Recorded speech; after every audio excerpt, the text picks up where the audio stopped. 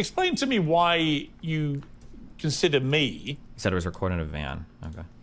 ...a stenographer for the Israeli government, given that in the last week, I think more than any other host in the world, I have given lengthy platforms to pro-Palestinian voices to articulate that side of the argument. No, I do have to commend you. You certainly have had more pro-Palestinian voices than the rest of the British media and certainly the rest of Western media in general. Now, as far as saying that you're a stenographer, I said that journalists are not supposed to be stenographers, and yet when it comes down to it, in most circumstances, in whatever conflict we may be in, there are stenographers for whichever party is aligning with the American State Department and the interests of the West in general. And Israel happens to be the one in this ongoing conflict. But it's interesting that you call me a propagandist, because I want to play you.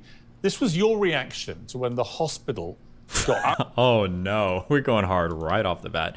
People are saying that he's trying to lower his voice or fake Riz voice. So I would say on one hand, if it's really early for him, his voice might just be deep. Like even like when I wake up in the morning, my voice is even like way down. Like it's possible, but then also I'm pretty sure I've heard him do the deep Riz voice when he's on other shows, so it might be intentional as well. I don't know, it's hard to say. Because didn't he do that on the was it Context? Was that the name of the show that he was on where he built it on his own? I don't remember the name of the show, but I think he does try to do that. Oh, Complex. I think Vosh tries to do that too. So I don't know if he was trying to deep his voice on it. Who cares? Whatever. Propagandist, because I want to play you. This was your reaction to when the hospital got bombed. I'm a propagandist. Well, no. For the record. I'm not calling I'm a you that. propagandist. I'm just saying. I'm going to play you. I'm saying I am. Okay. Well, then I want to. I'm saying I am. I just before want to you even play it. Okay. I'm going to play the clip. This is your reaction to the bombing of the hospital the other night. Lemao at Destiny, you and your chat are so uncharitable to Hasan, down to how he sounds or breathes. It's the same thing you say you hate about Vosh in his community. Okay, kind of, but like, here's something that I haven't figured out. I don't know how to thread the needle on this one yet, just as a real quick aside. Sometimes people are fake and performative, and I think it's good to call it out, but it's hard to call it out without always coming across as unhinged or obsessed. I feel like there's an issue right now that exists in media, or I say media, maybe alternative media, or maybe in my world, where there's a really good defense of everything, and that's just saying, wow, rent-free, wow, obsessed, wow, rent-free, wow, obsessed, to where a person can do like horrible or say horrible or be performative as and then anytime somebody criticizes them, like, oh, wow, you're obsessed. Oh, wow, you're obsessed. Donald Trump did it with his fans. Oh, Trump derangement syndrome. Oh, Trump derangement syndrome. Oh, Trump derangement syndrome. So, I mean, there is a point where it's like too much to call out, but I think it's worth calling out when you see it. Like Vosh's performativity, I think is very worth calling out. Like he comes off as very magnanimous, very courteous, very kind, very charismatic, very everything when he's at public events. He's a very good speaker, but he's like the opposite of all of that. He's like a snake, right? The Alpha Luke, thanks for the $49.89 donation. I appreciate it. Happened here, get clarification, see who's actually to blame before we start passing judgment. You raced in to assume, as many people did, by the way, including the New York Times, BBC, mainstream media, and of course, most of the Arab world. Dog, you paused to call it 5 things in 10 minutes, maybe a bit much. Okay. I understand I'm just reading one chatter's message and I'm getting one guide right now, okay? But you guys complained before that I didn't react enough, okay? Now I'm reacting a lot and you're complaining. I need you to make up your mind, chat. You have to move as one unified body and stop one guying me, okay? World, BBC, you raced in to assume, as many people did, by the way, including the New York Times, BBC, mainstream media, and of course, most of the Arab world, then followed, that this was clearly, indisputably, an Israeli airstrike on this hospital. And yet all the evidence now suggests very strongly that it wasn't, that in fact, this was a rocket that misfired coming from a terrorist. As far as me being a propagandist goes, everyone is a propagandist. I'm just honest about it. You're a propagandist.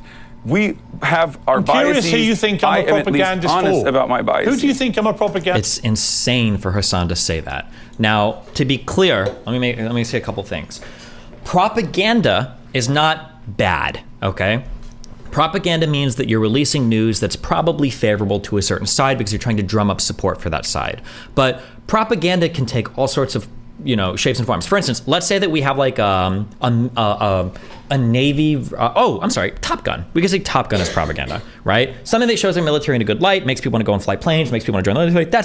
Top Gun is absolutely propaganda for the US military. I think explicitly so. I think they ask the US military if they can use their planes, and I believe that part of the U.S. military agreement with films that want to do films that want to have access to U.S. military equipment is you can't show the U.S. military in a bad light, right? So if you want to fly a plane, that's cool, but the story can't be about how like the president is trying to kill civilians or whatever, right? Some crazy shit like that.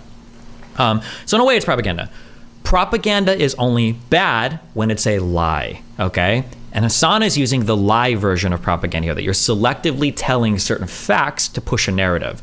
That is horrible. That is not good propaganda. And I don't like that all forms of propaganda are just kind of like taken and thrown together. It's like, oh, it's propaganda. Like, yeah, there's a difference between like a certain type of propaganda that just makes your side look good and like Russian propaganda that's showing Arma 3 footage or like lying or fabricating stories. Those are two totally different things. Hasan has been leaning into this quite a bit. Hasan has been leaning into this quite a bit. This idea that he just like does propaganda for his side and he doesn't have to like be honest or tell the facts exactly 100% correct because everybody else does it. It's very scary. It's the Russian version of how they do propaganda, where they say like, oh, well, we lie because everybody else lies. It's very, very, very, very, very scary. And for who do I think you're propagandist for? Whichever every media person is doing propaganda. But who for? I've got to be doing it with somebody. You think it's a bad word? I don't. That's just the difference. This is a semantics I do. I think it's actually quite a serious charge. Hasan, I think it's a serious charge to level, not as a podcaster, but as a journalist who's broadcasting around the world, who has a reputation, I believe, for being fair and impartial, actually, on these issues. It's quite a charge to just say, I'm a stenographer of the Israeli government or I'm a propagandist. I don't think there's any evidence that I'm either of those things. I'm curious who you think I'm doing the propaganda for. While we're having this conversation, 3,000, Piers, while we're having this back and forth, 3,840 Palestinians have been ruthlessly slaughtered. I look out for these types of conversational tactics so much now. Anytime I hear people do this, I very immediately start throwing up red flags. When you're refusing to engage with a question or you like pivot into weird stuff like this, or if you have an inability to directly and somewhat concisely answer a question, I immediately assume that you are functioning in bad faith and you're trying to sell me something different than what's factually correct. There's something else going on. Hasan does this a lot. 3,840 Palestinians have been ruthlessly slaughtered in the last incursion into Gaza. I feel like this is an incredibly selfish, self-centered conversation to have. You asked me to be on here. You wanted to hear my perspective. I'm willing to give it to you. I don't want to talk about I don't want to talk about Noam Chomsky style manufacturing consent conversations about what even happened here. Also, has he never seen Piers Morgan before? This is a very standard Piers Morgan interview. We watched him do this to Tate, to Pearl, to everybody. This is just how Piers Morgan. There's a style of, I don't know if I would call it a British news style, but I feel like I see British people do this a lot, where it's very railroady. Like, I'm going to ask you. No, I'm going to ask you this question. No, I'm going to ask you this question. I'm going to ask you. I'm going to ask you. No, I'm going to ask you this question, and you're going to answer this question because of this thing that I saw. Right? It's very. And Piers has done this a few times in this conversation. It's like I don't know if it's a British style, but I feel like I see British interviewers do it a lot. There's probably some American interviewers do it, but Piers is very, very, very good at this style of conversation. I feel like Hasan should know that coming into this. How the media is operating in the behest of capital. You were the guy. Listen, you were the guy that called me. There are dead people. Listen, Hasan, I only asked you because you're the guy that called me a propagandist and called me a baboon in a suit. I was curious as to why. You don't want to say who I'm doing the propaganda for. We'll move on. I agree with you. There's a bigger picture here. Let's move on. I love the Hasan laugh. That's my favorite thing I wish I could take from him. The Hasan laugh is so good. Like the missile hit the Gaza hospital. Both sides blamed each other. That's the breaking news, right? And instead of waiting for more information, you jump to conclusions saying it was 100% Israel. 100%. Okay. We're so good point. All the Good point. Can I ask you a question? Oh boy. Now let's see if we can try to let's pull this. Okay, clearly I'm wrong here, but let's pull this into some autistically niche territory that he's not gonna have information on, so I can look right. Okay. No. Hold on. This is important. No. We're not jumping. We're talking about this. Okay. We're talking about this specific thing. Finally, now we're talking about Israel Palestine. When I said that, I didn't just go, oh, I have no other opinion on this matter. I simply think Israel definitely did this because I want Israel to have definitely done this. You see the dumb Osama bin Laden trying on TikTok? Yeah. The reason why I said this, and you do this regularly, okay? When I say something on the stream, okay, oftentimes, especially if it's a developing story. How do you know I say this stuff? Especially if it's a developing story, when I say something on an issue that is happening, I look to all of the circumstantial evidence on the matter, and I look to everything else that is going on thus far. Now, we're two adult individuals here.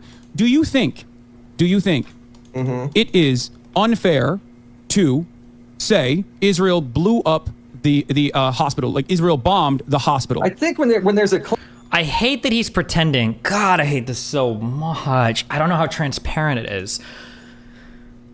I like how he's pretending that he's going through some like process, some epistemically valid process to arrive at conclusions about breaking news, when the reality is he hates Israel, or America more precisely, and he'll just grab whatever factoid fits that, and then he basically works backwards from that conclusion. Like, bro, don't sit here and pretend like you were going through a multitude of stories on the day. You probably didn't even read a full article about the bombing, and you're sitting here pretending like you had some epistemically valid process by which you were able to divine the actual truth of the bombing that just happened to be completely and totally wrong, that you got so incorrect about it. Like, come on, dude. Claim like that, you wait for information, right? I mean, there's a million things. The information is that there was. Can I respond? There's a million things to criticize the IDF for. That's right out there, right? You know this. I've seen you do it all day on stream. You get them on that they 100% deserve. But when there's something like that, and instead of waiting for reports, while the report is literally Israel and Hamas blame each other, right? You don't know what the story is. You don't know who did it or not. Does anybody have a video? Was it him or was it Vosh who was saying like, oh yeah, that definitely sounds like a JDAM? Was that him or was it Vosh? Deserve. But when there's something like that, and instead of waiting for reports, while the report is literally Israel and Hamas blame each other, right? You don't know what the story is. You don't know who did it or not. And you say 100%, they 100% did it.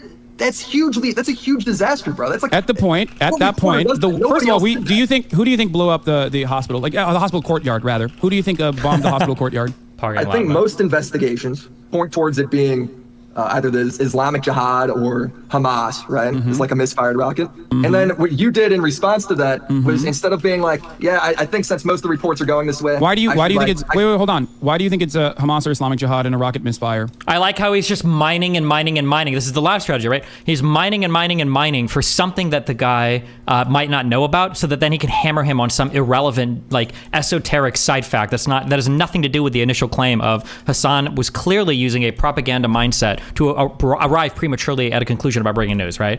Like, how far is he going to dig on this? Like, oh yeah, it was because of that. Well, do you even know the make and model? Do you even know the chemical makeup of the fuel that the custom rockets use? Well, that was just what most of the investigations turned out. So I know Channel 4 had a different one. Because you're bringing this up, and this is really important to understand. One, all of the circumstantial you say that every time, but it never is. Okay. All of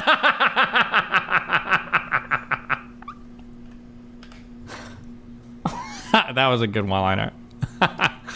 And this is really important to understand. One, all of the circumstantial. Oh, true. I wonder if Hasan was hoping that he would say, oh, Hamas bombed them. And he would go, oh, Hamas? You don't even know all of the different groups operating out of the Gaza Strip, because it wasn't actually Hamas that people think it was. It was a totally different group, and you probably don't even know the name. That's probably what he was fishing for. But when he said Islamic jihadists, it was dialogue trip, so now he's got to hop to some different. You're probably right. That's probably what happened.